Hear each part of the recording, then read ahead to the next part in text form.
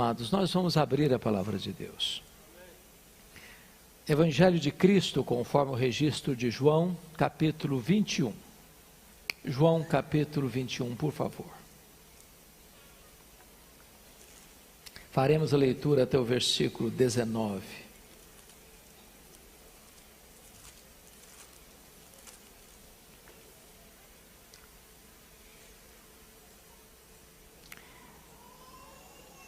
Eu estou com a versão ARA.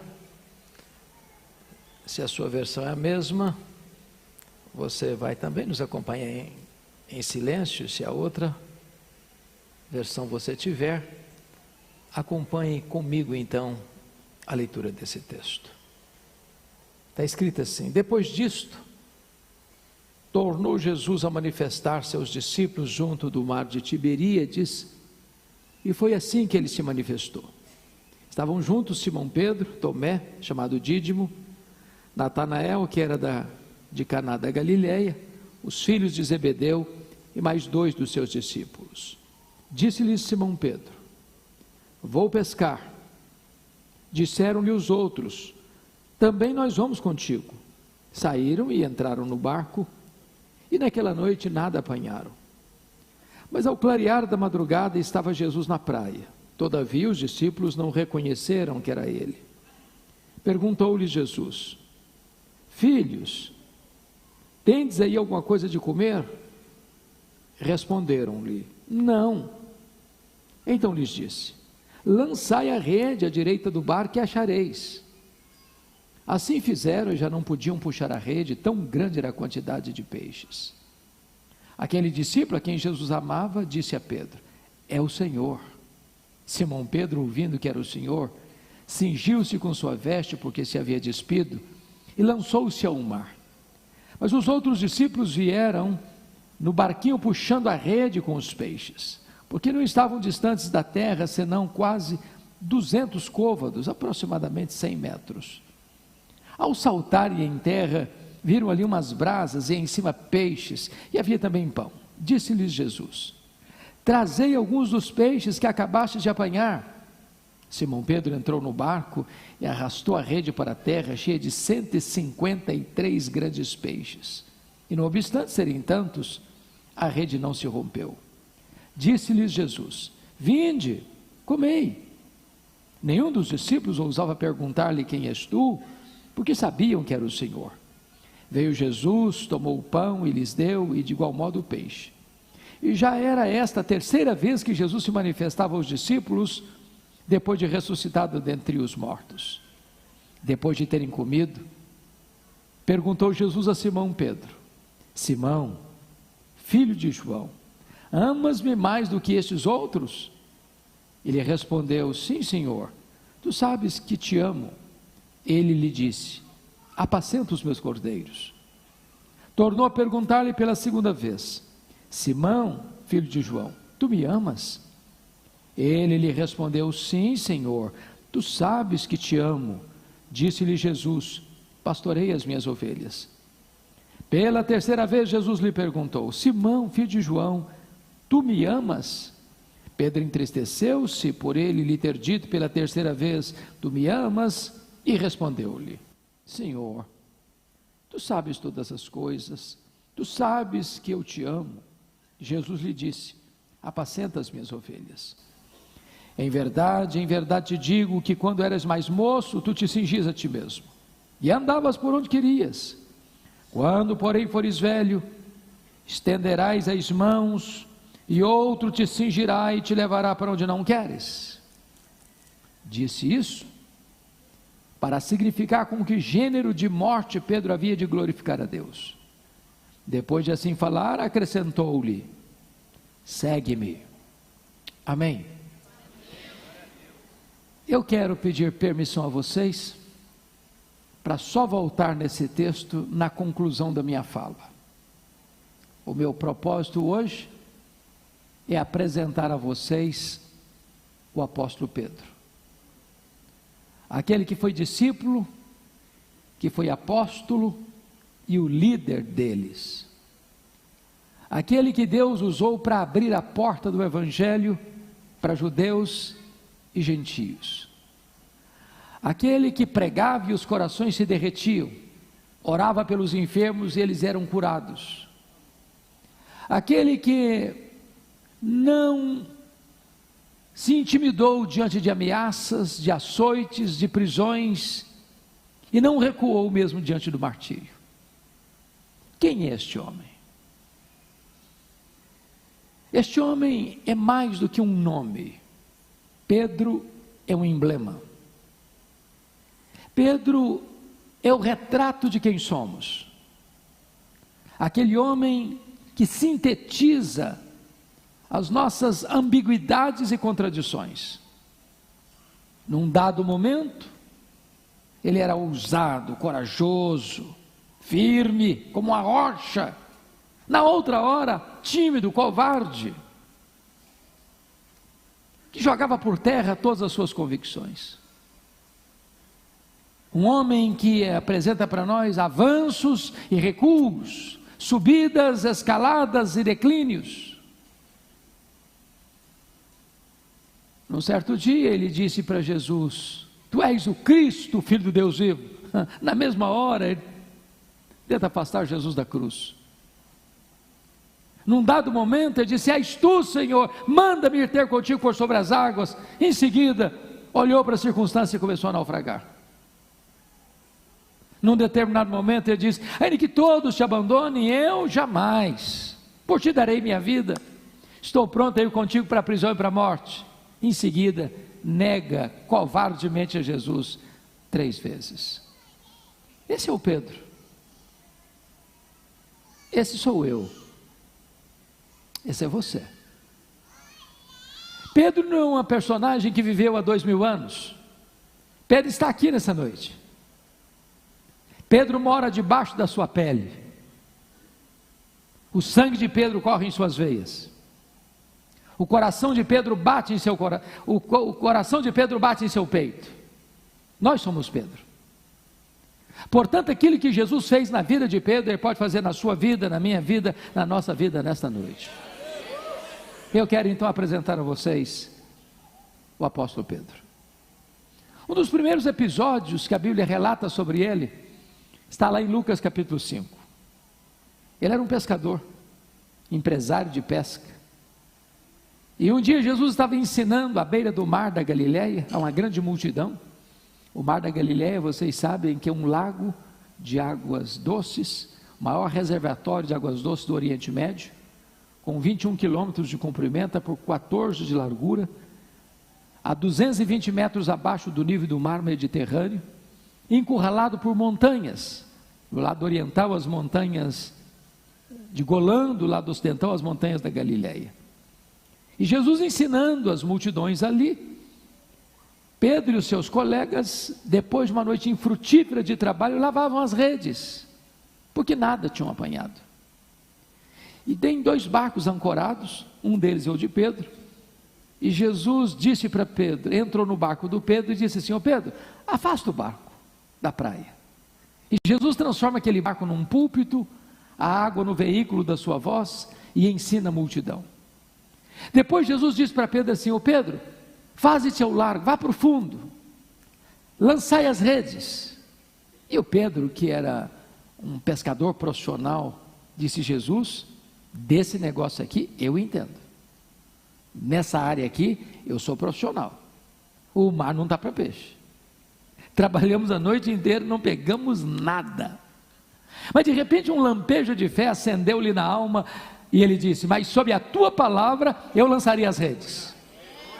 Quando ele lança as redes, um cardume começa a pular nas redes, as redes começam a se romper, o barco que Pedro está não consegue reter todo o produto da pesca milagrosa, o outro barco precisa vir, e quando Pedro percebe que não está apenas diante de um dia de sorte, mas de um milagre extraordinário, ele larga para lá o barco, ele larga para lá as redes, ele larga para lá os peixes, ele nada na direção de Jesus, e diz: Senhor, afasta-te de mim, vai embora de mim, eu sou um pecador. E Jesus diz: não temas, a partir de hoje eu farei de ti um pescador de homens.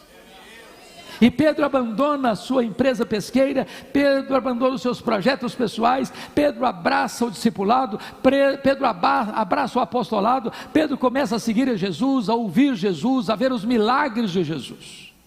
Até que Jesus está lá no extremo norte de Israel, lá nas fraldas do Monte Hermon, na divisa com a Síria, lá em Banes, onde nasce o Rio Jordão, lá em Cesareia de Filipe, quando Jesus faz uma enquete com seus discípulos, perguntando assim: quem dizem os homens ser o Filho do Homem?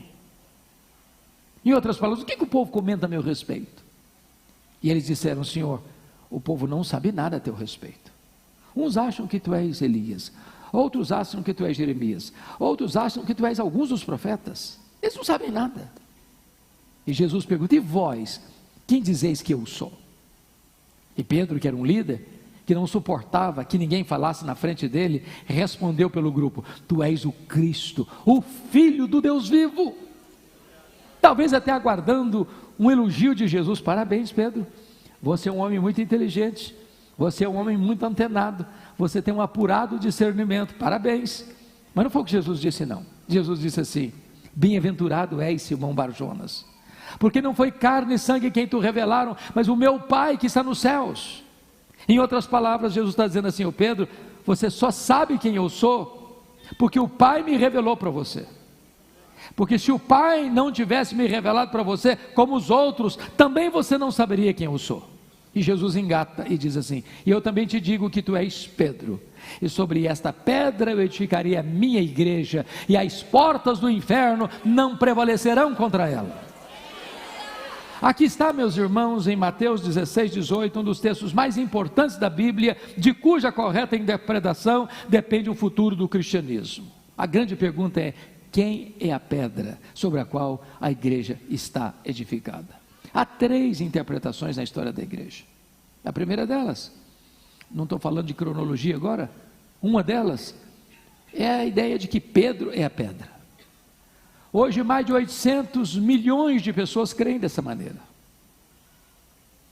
Há uma frase em latim muito conhecida, que diz assim: ubi Petros ibi ecclesia. Onde está Pedro? Aí está a igreja. A segunda interpretação é que a pedra sobre a qual a igreja está edificada é a declaração de fé: tu és o Cristo, o Filho do Deus vivo. Mas a terceira interpretação, e eu acho que todos nós aqui, se não a maioria de nós, subscreve a terceira interpretação, é que o próprio Cristo é a pedra sobre a qual a igreja está edificada. E o texto nos leva a esta conclusão, se não vejamos. Na língua grega que foi escrito esse texto, há uma espécie de trocadilho entre a palavra pedra e a palavra Pedro. Pedra no grego é Petra, Pedro no grego é Petros. Petra não deriva de Petros, Petros deriva de Petra. Pedra não deriva de Pedro, Pedro deriva de pedra. Petra é rocha inabalável. Petros, Pedro, é fragmento de rocha. É um fragmento de pedra, arrancado de um maciço rochoso. Então o que Jesus está dizendo é o seguinte: eu também te digo que tu és Petros, fragmento de pedra, mas sobre esta rocha inabalável que sou eu edificarei a minha igreja. A palavra rocha ou pedra é uma metáfora usada apenas para Deus em toda a Bíblia. Mas também o pronome demonstrativo nos ajuda. Tanto no grego, quanto em inglês, quanto em português, há uma diferença entre esta e essa. Por exemplo, eu estou com a minha Bíblia, eu digo esta Bíblia. Se eu ponho a Bíblia no púlpito e me afasto, eu digo essa Bíblia.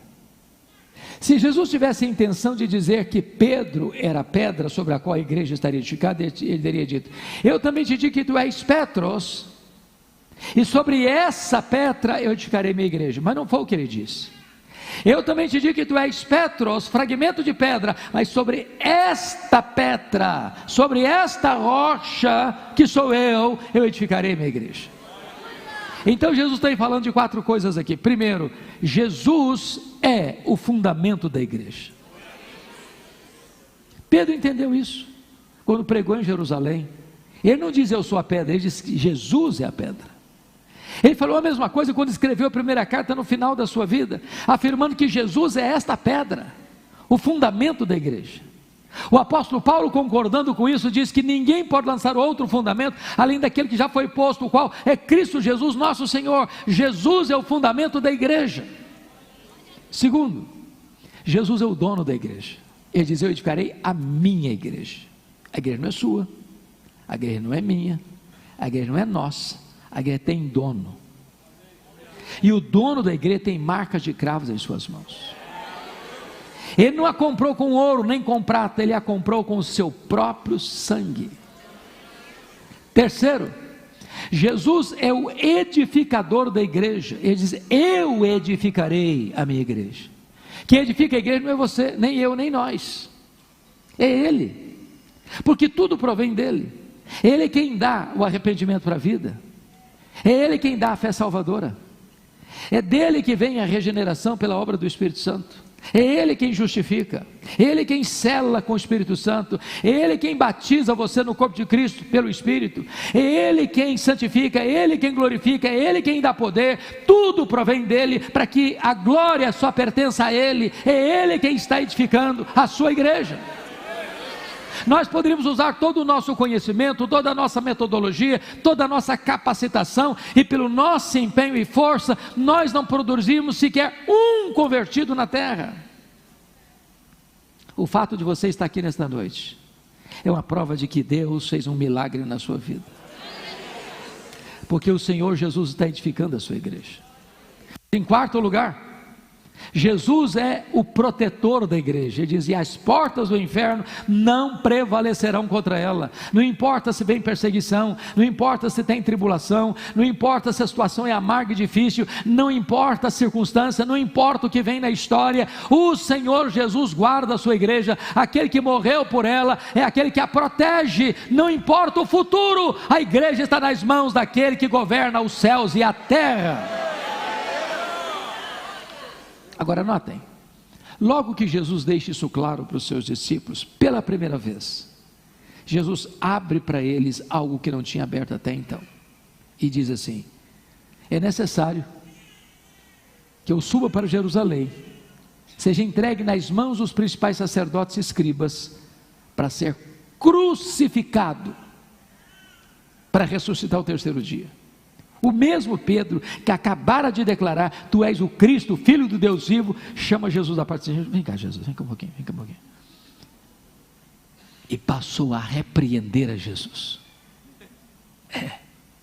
Tem compaixão de ti, Jesus. Que ideia é essa? Larga a mão desses pensamentos soturnos, larga a mão desses pensamentos de morte, pensa melhor, pensa em vida. E Jesus olha para ele e diz: arreda, Satanás, és para mim causa de tropeço, não cogitas as coisas de Deus, apenas as coisas dos homens. Preste atenção nisso. Se Pedro fosse o fundamento da igreja, a igreja estaria edificada sobre a areia movediça, mas bendito seja Deus, a igreja está edificada sobre a rocha que não se abala.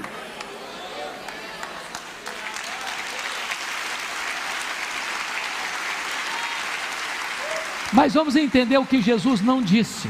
Jesus não está chamando Pedro de Satanás, não. Jesus não está dizendo que Pedro está endemoniado, não. Jesus não está mandando Pedro arredar, não. Jesus está mandando Satanás arredar. Que Satanás? O Satanás que está induzindo Pedro a afastar Jesus da cruz. Porque se não discernirmos isso, a gente diz assim: arreda, Pedro, aí o Satanás fica.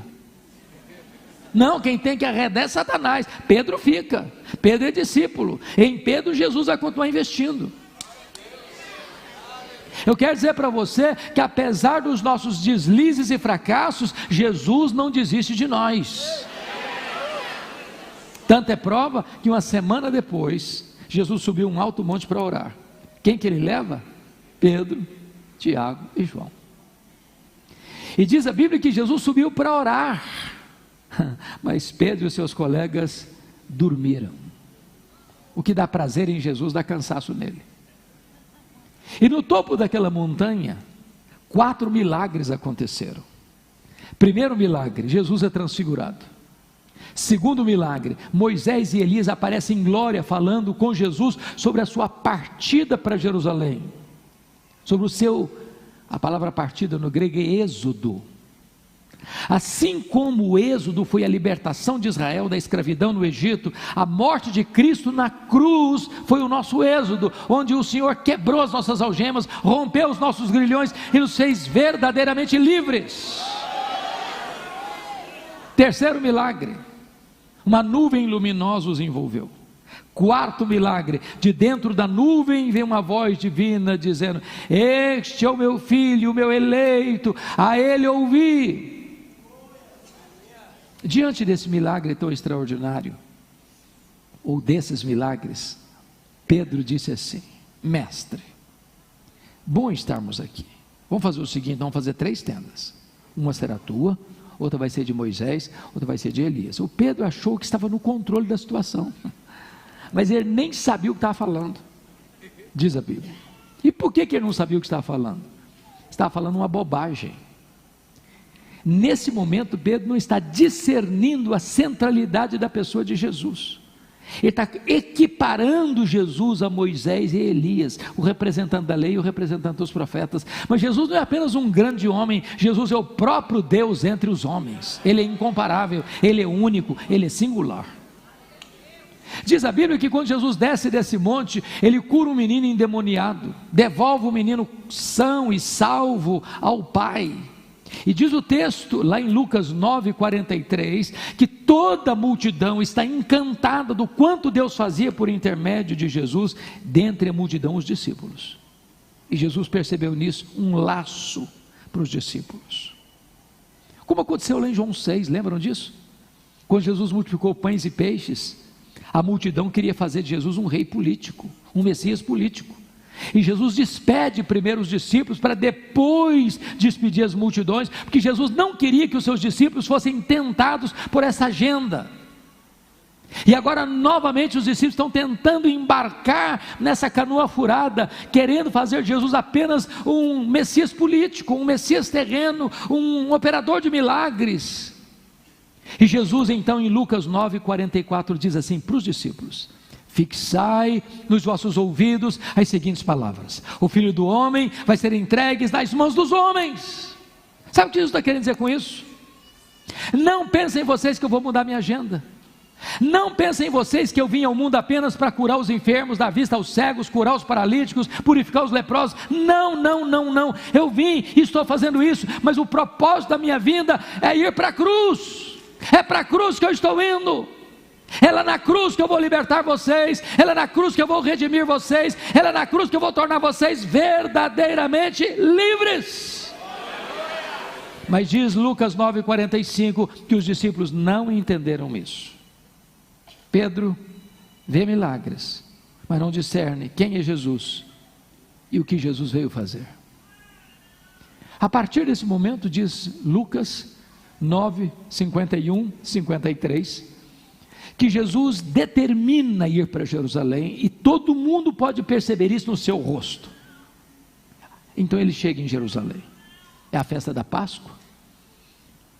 A cidade de Jerusalém quintuplicou a sua população nessa festa. Uma caravana acompanha Jesus, outra caravana recebe Jesus.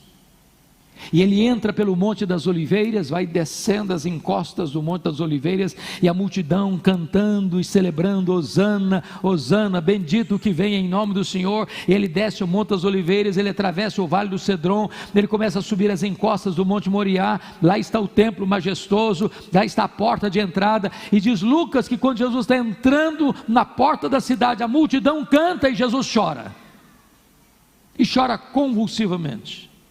Por que chora? Chora porque Jerusalém não aproveitou o tempo da sua visitação, não aproveitou o tempo da sua oportunidade.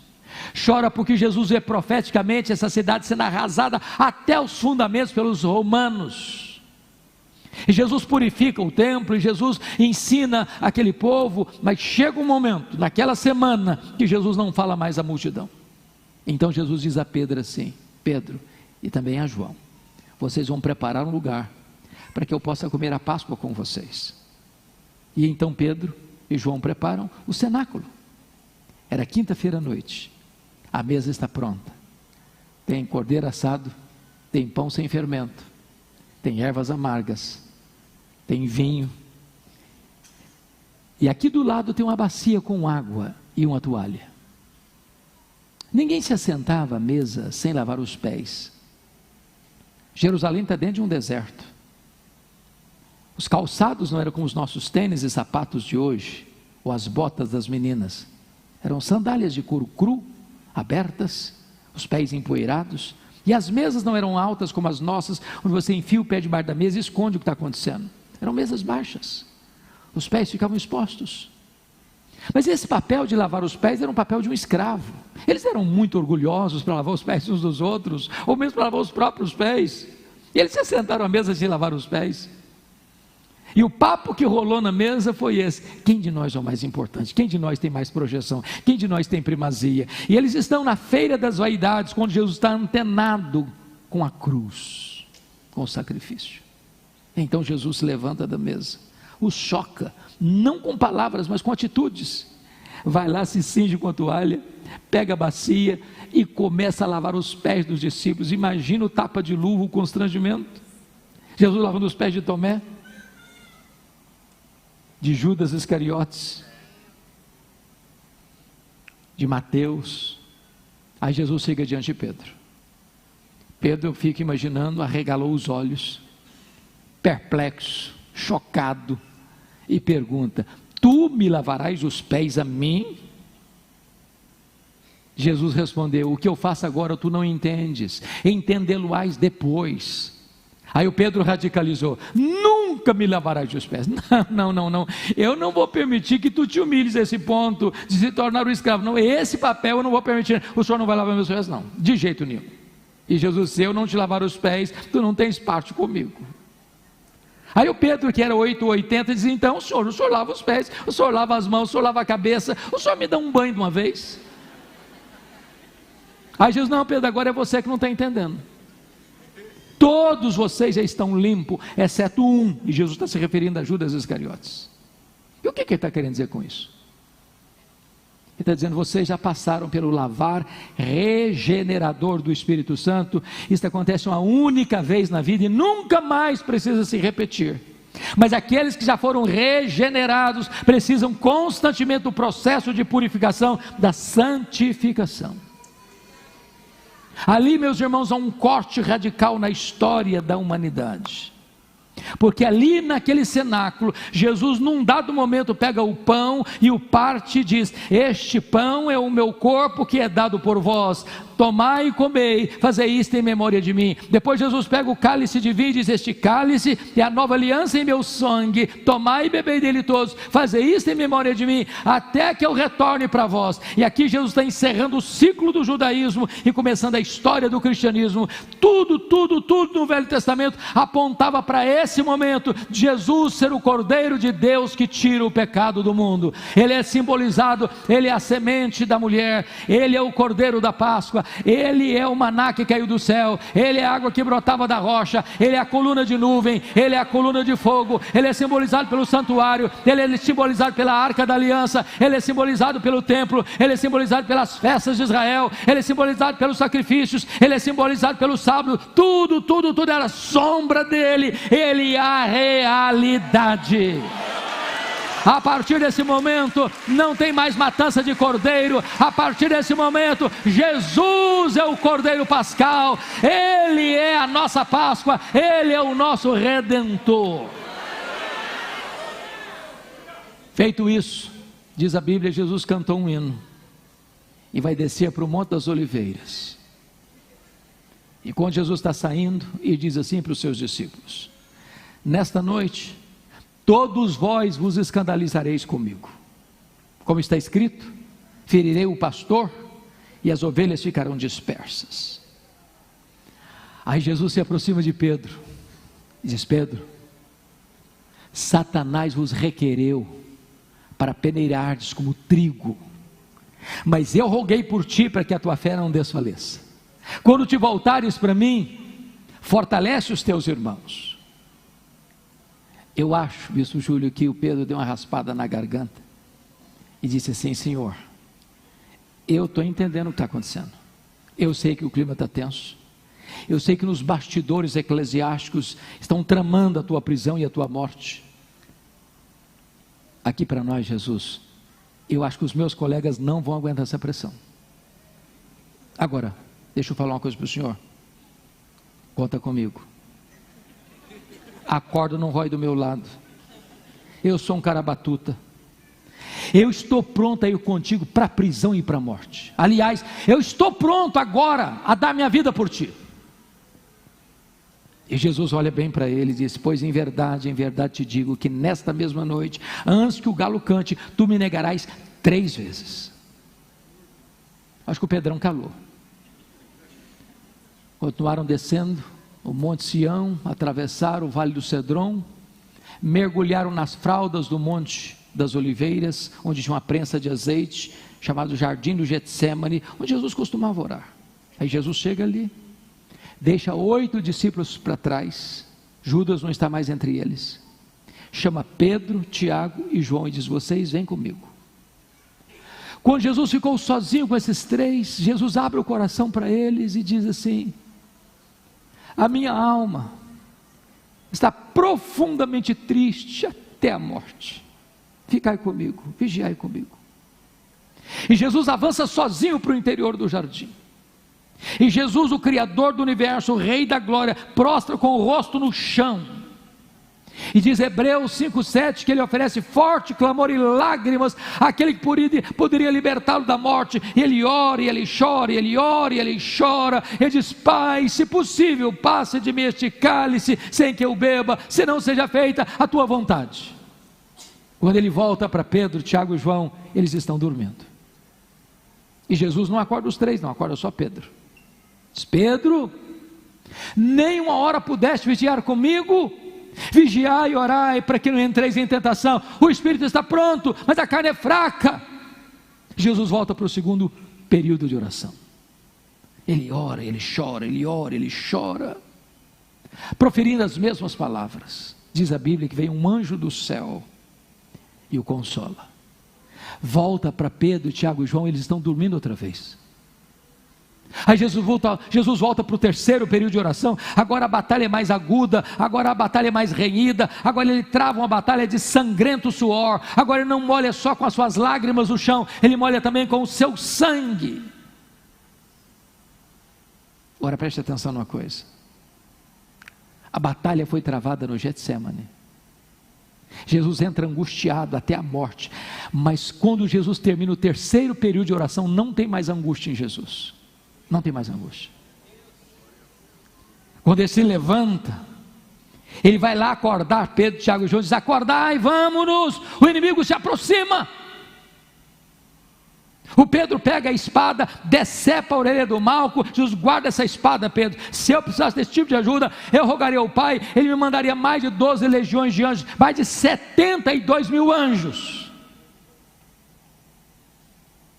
Mas quando a turba chega armada até os dentes, liderada por Judas Iscariotes, é Jesus quem se apresenta e pergunta: a quem buscais? A Jesus o Nazareno. Pois sou eu. E caíram por terra. A partir de agora, Jesus é levado ao sinédrio judaico, e ele é cuspido e ele é esbordoado, está firme como uma rocha. Depois ele é levado ao governador romano. Quem está em polvorosa é o juiz, é o governador. Jesus está firme, firme, firme como uma rocha. A partir daqui ele sai caminhando, carregando lenho maldito sobre as ruas, nas ruas apinhadas de Jerusalém. As mulheres choram e Jesus pergunta para elas: por que vocês estão chorando? Chorem por vocês, chorem pelos filhos de vocês, não chorem por mim. A partir de agora, Jesus é pregado na cruz e ele transforma aquele patíbulo de horror num palco para a glória de Deus e num instrumento para a nossa salvação. Ali ele profere palavras benditas, quando ele diz: Pai, perdoa-lhes, porque não sabem o que fazem. Quando ele diz para o ladrão arrependido: hoje mesmo estarás comigo no paraíso. Quando ele diz para sua mãe: mulher, eis aí o teu filho, filho, eis aí a tua mãe. Quando ele diz para o pai: Pai, Deus meu, por que me desamparaste? Quando ele diz: tenho sede, mas ele diz na sexta palavra: está consumado. Nas tuas mãos, Pai, eu entrego o meu espírito. Não tem mais angústia.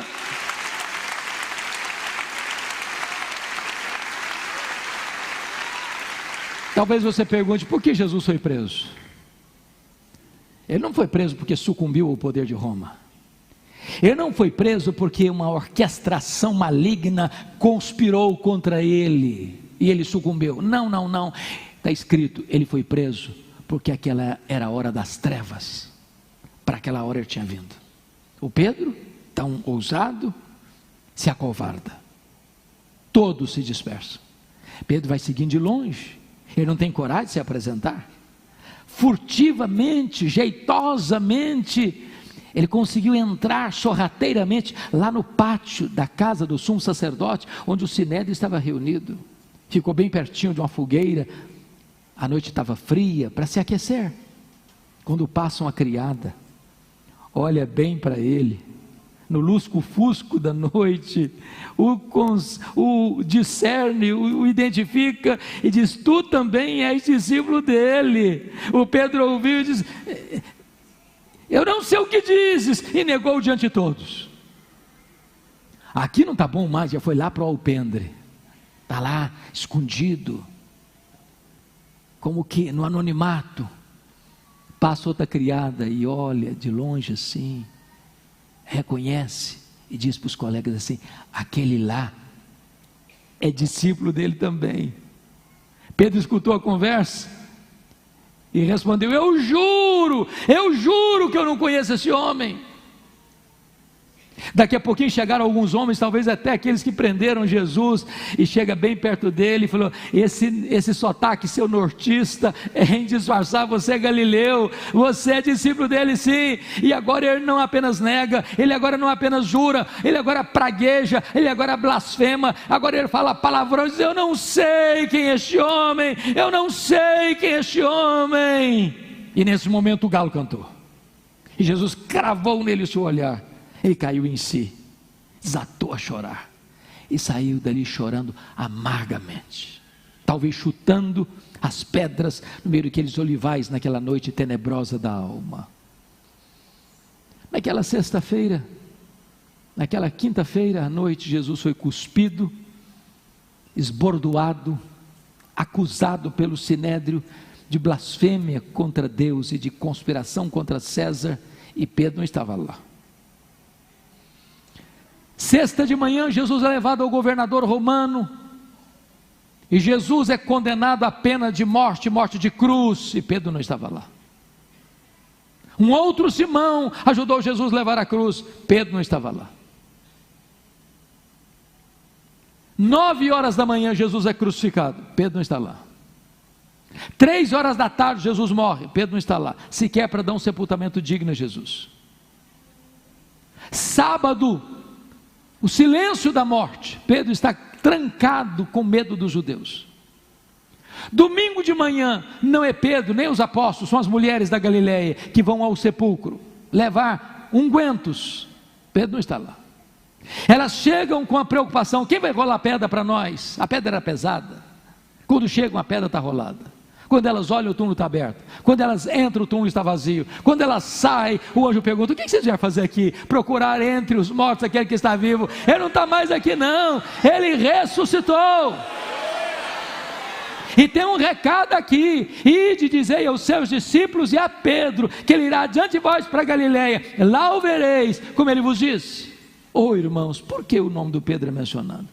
Ele era discípulo como os demais, bastaria dizer os discípulos. Mas por que mencionar o nome do Pedro especificamente? É porque Jesus sabia que Pedro não se sentia mais discípulo. Pedro, Petros, fragmento de pedra, mentira, apenas pó. Negou seu nome, negou sua fé, negou seu apostolado, negou seu Senhor. Pedro desistiu de Jesus, mas Jesus não desistiu de Pedro.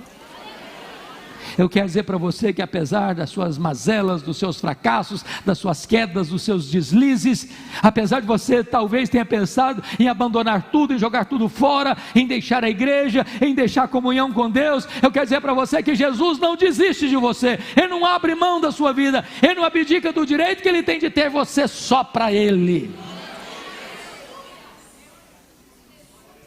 Eu fico imaginando a jornada de Pedro de Jerusalém a Galileia, são 153 quilômetros, a pé. Eu fico imaginando, Bispo Júlio, que cada passada de Pedro era uma fisgada na alma, era uma martelada na consciência. Eu acho que ele fez essa jornada pensando assim: quando Jesus se encontrar comigo, ele vai me quebrar todinho, vai me arrebentar todo, vai botar o dedo no meu nariz e dizer que eu sou um fracasso, que eu sou um covarde, e eu sou mesmo. Quando ele chega na Galileia, Jesus não está lá, Jesus não está lá. Aí ele diz para os seus colegas assim: eu vou pescar. Porque ele era um líder, e líder influencia, ou para o bem ou para o mal. Os outros disseram: nós também vamos contigo. Mas o que significa isso? Vou fazer uma higiene mental? Estou cansado, estou estressado, preciso descontrair um pouco? Não, não. Quando ele diz eu vou pescar, está dizendo o seguinte: acabou para mim, fim de linha. Não tem mais futuro, só tem passado, e é para o passado que eu vou voltar. Naquela noite, diz a Bíblia, que eles saíram para pescar e não pegaram nem uma piaba, nem uma piaba. Quando o homem se afasta de Deus, nem pescar consegue mais. Estão voltando frustrados, com as redes vazias, com o coração empapuçado de dor. Estão quase chegando na praia, a 100 metros, o dia está clareando, e alguém está lá na praia, eles não sabem quem é, e esse que está cá na praia, se dirige a eles lá no barco e diz assim: covardes! Foi assim? Não, não foi. Filhos, filhos, filhos. Tem nessa única palavra mais de 1 tonelada de graça. É assim que ele trata um bando de covardes. Filhos. É assim que ele trata você, é assim que ele trata a mim. Filhos. Tendes aí alguma coisa de comer? Eles responderam: não. Lançai a rede à direita do barco e achareis. Aquele a quem estão servindo nesta noite e empurra um cardume de peixes selecionados para o lado direito do barco, e quando eles lançam as redes, 153 grandes peixes começam a pular nas redes. O João, que era mais sensível, disse: é ele, Pedro, ele chegou, ele está aqui, Pedro, é ele, Pedro, é ele chegou, Pedro. E o Pedro larga para lá o barco, larga para lá as redes, larga para lá os peixes, nadou 100 metros, coração acelerado, e agora vai me quebrar todo, mas eu vou ter que enfrentar essa hora. Quando ele chega, uma surpresa, tem um braseiro na praia, com pão e com peixe. Só tem 2 lugares no Novo Testamento onde aparece a palavra braseiro. Foi onde Pedro negou Jesus e onde Pedro foi restaurado por Jesus. Jesus plantou aquele braseiro ali, como que trazendo de novo, reconstruindo a cena do crime. Pedro, sabe por que eu plantei esse braseiro aqui, meu filho? Para curar a sua psique, para curar suas emoções, para curar os traumas do seu fracasso, para dizer para você que no mesmo cenário, na mesma geografia que você caiu, eu vou levantar você. Na mesma geografia que você me negou, eu vou erguer você para você me confessar. Na mesma geografia que você caiu, eu vou levantar você e vou abençoar e instrumentalizar a sua vida. Sabe por quê, Pedro? A minha graça é maior do que o seu pecado.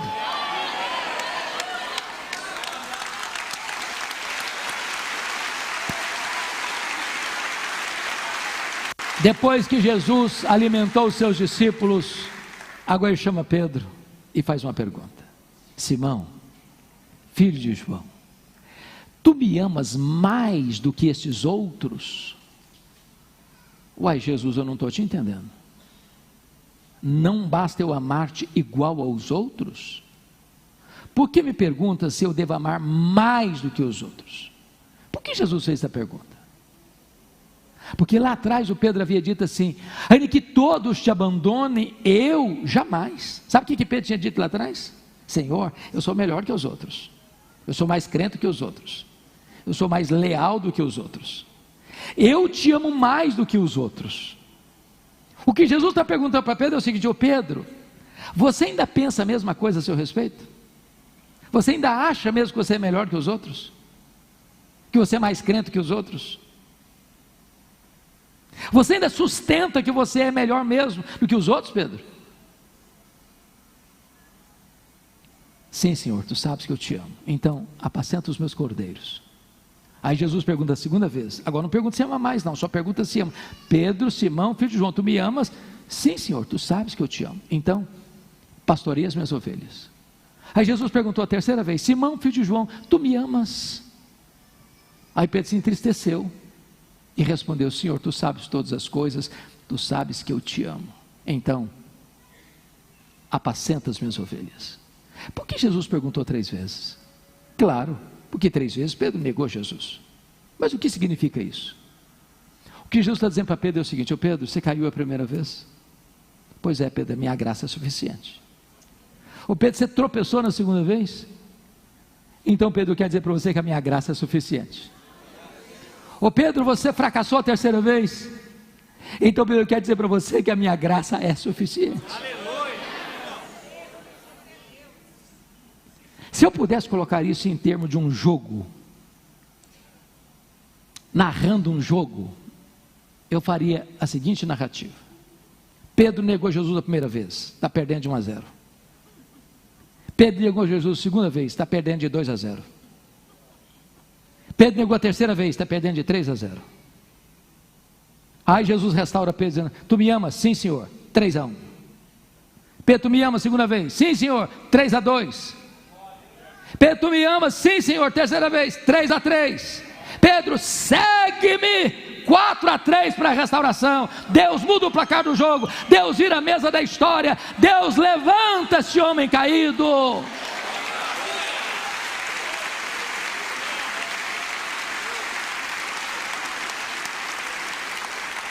Mas há uma riqueza nesse texto, irmãos, que não consegue ser vertida para a língua portuguesa.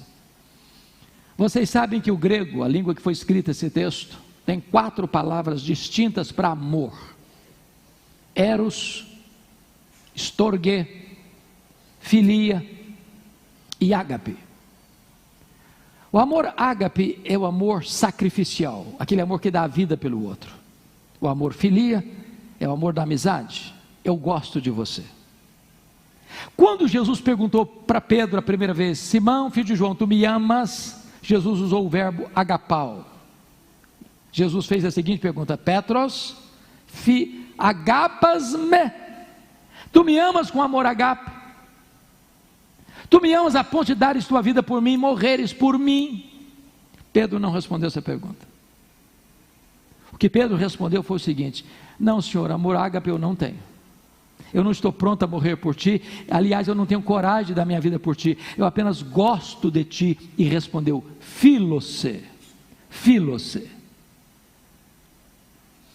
Aí Jesus faz a segunda pergunta do mesmo jeito: Petros, agapas-me? Tu me amas com amor ágape? Tu me amas a ponto de morreres por mim, dares a tua vida por mim? O que Pedro respondeu? Não foi, Pedro não respondeu essa pergunta. Pedro respondeu do mesmo jeito: não, Senhor, amor ágape eu não tenho. Eu não estou pronto a morrer por ti, eu não tenho coragem de dar minha vida por ti, eu apenas gosto de ti. E respondeu de novo: filose. Por que Pedro ficou triste na terceira pergunta? Porque Jesus mudou o verbo na terceira pergunta e usou o mesmo verbo que Pedro estava usando nas 2 respostas anteriores. Então Jesus pergunta assim: Petros, fileis-me?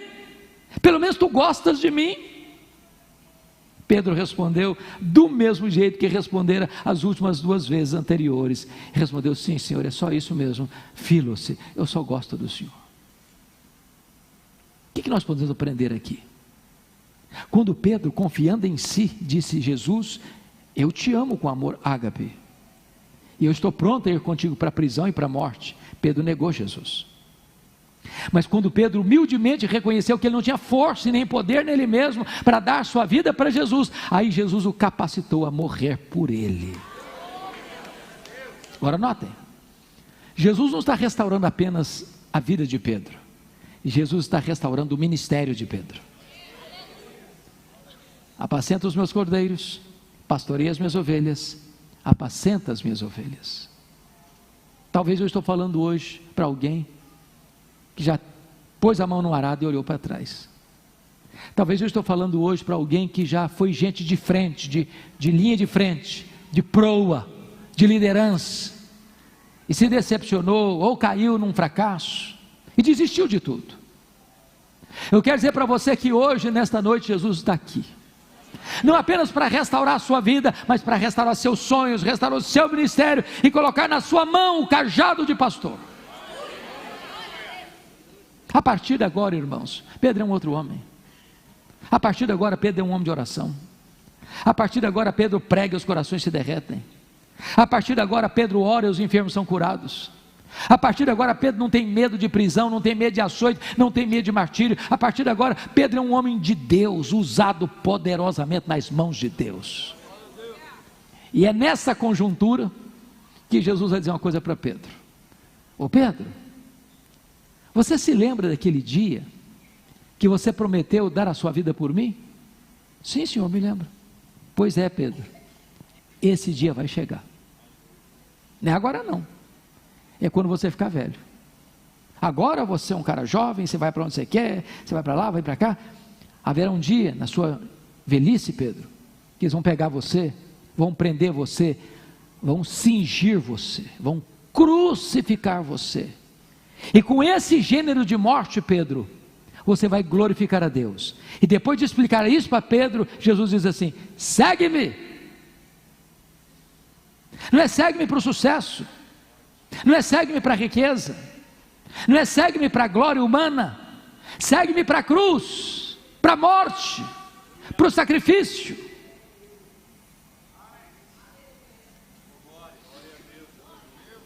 Bispo Júlio, eu acho que se não for a graça de Deus, o Pedro seria internado numa clínica psiquiátrica. Já pensou nisso? Jesus profetizar a sua morte, mas uma morte de cruz. Imagina Pedro pregando um sermão abençoado, passando na cabeça dele: quando você ficar velho, você vai ser crucificado. Ele era casado, chegava em casa, a esposa vinha dar um abraço nele, passava na cabeça dele: quando você ficar velho, você vai morrer crucificado. Pedro ia passar naquelas cabanas assim, perto do mar da Galileia, lugar gostoso. Passava na cabeça dele: quando você ficar velho, você vai morrer crucificado. Não, isso não levou Pedro à depressão, não. Pedro conta para nós o que aconteceu, e eu termino aqui. Abra sua Bíblia lá, segunda carta de Pedro, capítulo 1, versículo 14 e 15, e ele vai contar para nós o que ele sentiu. Segunda carta de Pedro, capítulo 1, verso 14 e 15, ele diz assim: certo de que estou prestes a deixar o meu tabernáculo. Essa expressão, certo de que estou prestes a deixar o meu tabernáculo, tem o mesmo significado da expressão de Paulo: o tempo da minha partida é chegado. Estou certo de que estou prestes a deixar este tabernáculo, ou o meu tabernáculo. Está dizendo assim: estou prestes a morrer. Está escrito aqui: como efetivamente nosso Senhor Jesus Cristo me revelou. Ou seja, o Senhor Jesus revelou para ele que ele ia morrer na velhice e que tipo de morte ele enfrentaria: a crucificação. Qual é a reação dele? Versículo 15: mas de minha parte, esforçar-me-ei diligentemente por fazer que a todo tempo, mesmo depois da minha partida, mesmo depois da minha morte, conserveis lembrança de tudo. Sabe o que ele está dizendo? Roma vai me matar, mas Roma não vai botar um ponto final no meu ministério. Roma vai me matar, mas Roma não pode calar a voz do Evangelho. Roma vai me matar, mas o que eu preguei, o Evangelho da graça, o poderoso Evangelho de Deus, vai continuar reverberando nos ouvidos da história.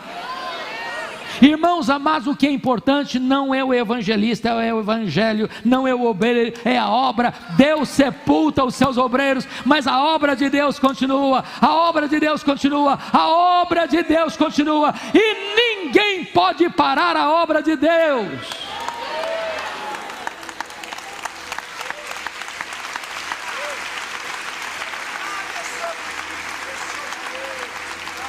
Dizem os historiadores que quando Pedro foi levado para a execução, para ser crucificado, ele disse para os seus algozes: crucifiquem-me, crucifiquem-me, mas eu não sou digno de morrer como morreu o meu Senhor. Crucifiquem-me de cabeça para baixo. E com esse gênero de morte, ele glorificou a Deus. Cabe-nos imaginar e refletir sobre isso. Se vivemos, para o Senhor vivemos. Se morremos, para o Senhor morremos. Quer pois vivamos, quer pois morramos, nós somos do Senhor. Que Deus nos dê, amados, a força, a graça, para vivermos e morrermos para a glória de Deus. De termos fibra, tutano espiritual, para sermos crentes maiúsculos, superlativos, cheios do Espírito Santo, jamais nos acovardarmos, e a vivermos e morrermos, para que o nosso Deus seja glorificado. Que o Deus de Pedro, que o Deus desta igreja, que o Deus dos nossos pais, que o Deus da nossa vida, que o Deus dos nossos filhos, que o Deus de geração em geração, de eternidade em eternidade, nos encha com o vigor do Espírito Santo nesta noite.